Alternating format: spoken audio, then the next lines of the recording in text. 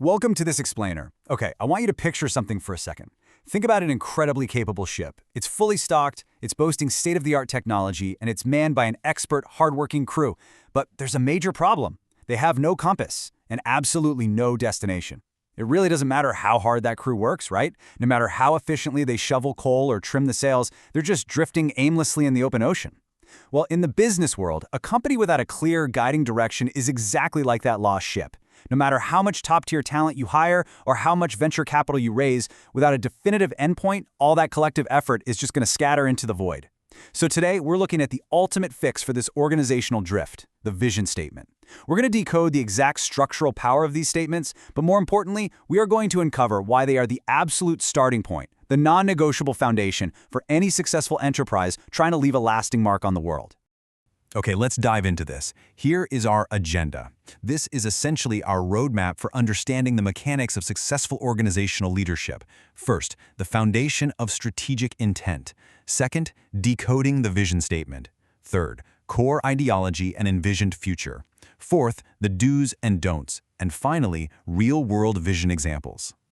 Section 1. The foundation of strategic intent, the bedrock of strategy. To start off, we really have to recognize that building a company's strategy is exactly like building a massive, towering house. You simply cannot start the process by picking out the curtains or deciding what color to paint the front door. You need a macro foundation. You need a deep, unshakable bedrock upon which every single subsequent decision rests. Now, what's really interesting about this slide is how the hierarchy of strategic intent visually organizes the absolute chaos of corporate planning into a clean, logical structure. Look at the wide base of the pyramid. You've got plans, objectives, and goals down there. And the base is exceptionally wide for a really good reason. These are the specific, tactical, numerous things a company does day to day, month to month, and year to year. We're talking hundreds, maybe thousands of these micro actions happening simultaneously across different departments. But as you move up the pyramid, things shift. They become more integrated, more permanent, and far fewer in number. You pass through the mission, which is the fundamental reason the organization exists right now in the present day. And finally, you arrive at the very top, the apex, the vision. The vision is the absolute highest point in the hierarchy of strategic intent. It is the ultimate destination that dictates everything sitting below it. It acts as the singular, unwavering focal point that aligns every single employee's daily tasks with the ultimate grand organizational goal. Section 2. Decoding the vision statement. What exactly is it? So, knowing that it sits at the very top of our strategic pyramid, we need to strip away all the complex corporate jargon. According to the leading management frameworks we're analyzing today, a vision statement is fundamentally a clear description of an organization's desired future state. It's broad, it's all-inclusive, and it's a forward-thinking aspiration, and I really want to emphasize that last word. Notice that it is an aspiration. It is deliberately not a current reality. It acts as an organization's long-term compass and an enduring promise to both its employees and its customers.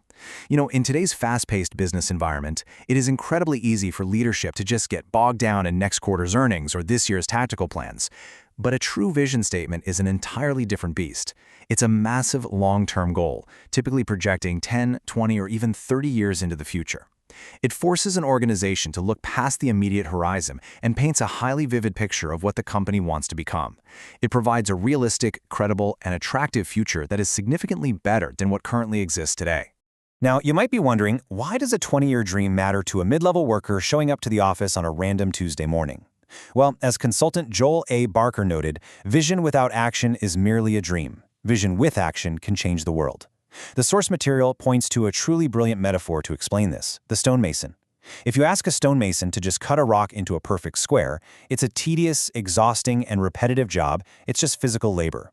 But if you tell that exact same stonemason that they are actually helping to build a grand, magnificent cathedral for the ages, a breathtaking structure that will stand tall and inspire people long after they are gone, the actual physical work hasn't changed at all, but the mindset is entirely transformed. An engaging vision has immense, undeniable motivational value. It inspires workers on a deep, emotional level, giving their daily, sometimes monotonous actions profound meaning, dignity, and a real sense of historical context. Section 3. Core ideology and envisioned future, dissecting the framework. Now that we understand the incredible motivational power of a vision, how do you actually build this cathedral of a concept?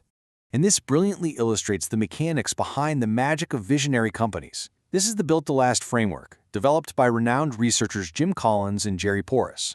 After studying the most successful, enduring companies in the world, they proposed that an effective, lasting vision isn't just one monolithic, clunky sentence. It is actually split into two distinct, carefully balancing pillars. On the left side of the framework, you have the core ideology. This is the company's timeless character, the fundamental DNA and beliefs that will never ever change, regardless of how wildly technology advances or how drastically consumer markets shift. On the right side, you have the envisioned future. This is the highly tangible, immensely ambitious goal that translates that unchanging ideology into massive forward momentum. Together, they create a perfect yin and yang, stability on one side and relentless progress on the other.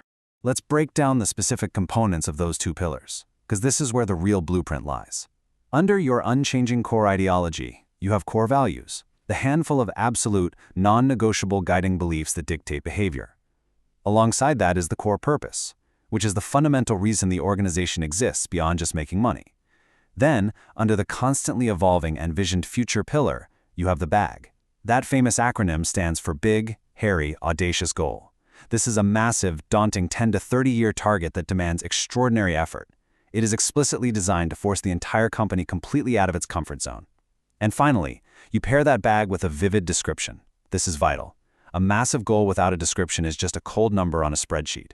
The vivid description is a compelling, highly passionate story of what the company will actually look, feel, and operate like when that massive goal is achieved. If the BAG is a daunting mountain peak, the vivid description breathes life into it by telling your team exactly what the air feels like and what the incredible view looks like from the top. Section 4. The do's and don'ts. Crafting the blueprint. Let's move to and see how this builds from the theoretical framework into the practical, on-the-ground reality of actually sitting down in a boardroom and drafting your vision. The source material gives us a very clear, uncompromising set of do's and don'ts. On the do's side, a vision must be forward-looking, flexible enough to adapt to unforeseen market changes, feasible enough to be somewhat realistic, and above all, highly focused. Why is focus so absolutely crucial? Because a vision statement's real, functional job is to guide managers in allocating resources. If a bold new project comes across the manager's desk, they need to hold it up to the light of the vision statement. If it strongly aligns, they fund it. If it doesn't, they kill it. On the flip side, look at the don'ts. A vision should never be bland, overly broad, uninspiring, or rely on generic PR speak. A statement like, "We will be the global market leader and the first choice of customers," is objectively a terrible vision. It offers absolutely zero actual guidance on what the company uniquely does. It fails completely to help managers allocate resources, and it certainly isn't going to motivate our stonemason to build a cathedral. It's literally just corporate noise. Section 5. Real-world vision examples. Vision in action. To really cement all of these theoretical concepts and do's and don'ts, we need to anchor them with real-world examples. Here is the phenomenal, classic example of a big, hairy, audacious goal. Back in the 1960s, Nike was a total underdog. They didn't rely on soft, generic, feel-good corporate speak for their vision. Their vision was remarkably simple, blunt, and highly aggressive. Crush Adidas. This is a perfect example of what management frameworks call the common enemy type of BHAG. It is incredibly focused, it is highly graphic, it's instantly memorable, and most importantly, it serves as an incredibly effective rallying cry that every single employee, from the executive suite on the top floor all the way down to the newest employee packing boxes in the warehouse, can instantly understand and fiercely rally behind. But it's important to note that a vision statement absolutely doesn't have to be an aggressive battle cry to be effective. Consider Microsoft's broader vision, to help people and businesses throughout the world realize their full potential. This represents an entirely different paradigm from Nike's approach, yet it's equally powerful. So the crucial point is that this is a prime example of an incredibly broad, continuous, long-term purpose. Helping the entire world realize its potential isn't a simple task you just complete on a Friday afternoon and then go home for the weekend. It's an enduring star to constantly steer by.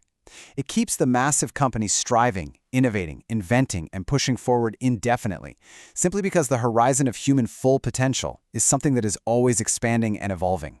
Which brings us to a rather powerful realization to wrap up our analysis. As we've seen today, whether it's viewed through the hierarchy of strategic intent as a macro foundation or meticulously balanced within the built-to-last framework, a true vision is the gravity that holds a company's entire future together. It is a relentless, enduring pursuit. So I'm going to leave you with this provocative question to ponder about your own organization's foundations. If your company miraculously achieves its ultimate vision tomorrow, what exactly is its purpose the day after? A truly great vision statement, built on the solid bedrock of strategic intent, ensures that the day after tomorrow is always filled with even greater, more audacious aspirations. Thank you so much for joining me for this explainer. I genuinely hope you take these structural blueprints and use them to evaluate or perhaps even build the visionary cathedrals in your own professional life.